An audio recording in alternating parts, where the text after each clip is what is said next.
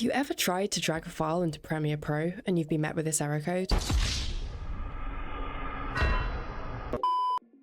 This is most likely because your file is not compatible with Premiere Pro, so I'm going to show you how to fix this issue using OBS Studio.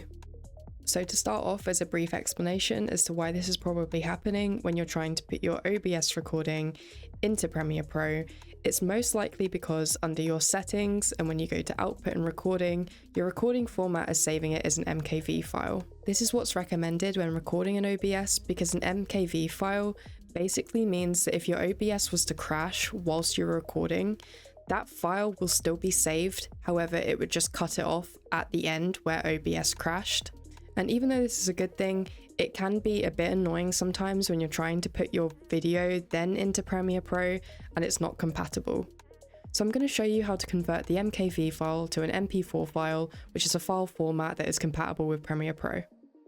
Okay, so you're in Premiere Pro, you've just recorded your video as an MKV file, go to drag it to drop it in this section, and then you're met with this error code. So then we're going to head over to OBS, go to File, go down to Remux Recordings, and then on this bar, you're going to click the three dots, and you're going to find that exact video that you're trying to put into Premiere Pro. Press Open, then press the Remux button, and press OK. Then, once you're back in Premiere Pro, you can open your files again, and you should see the recording here that's now an MP4 file. Now we can drag this back over to Premiere Pro and put it on the timeline. And now your issue is completely sorted. Thank you for watching this video. I hope it was helpful. If you have anything you'd like me to do in the future, let me know and I'll see you all next time.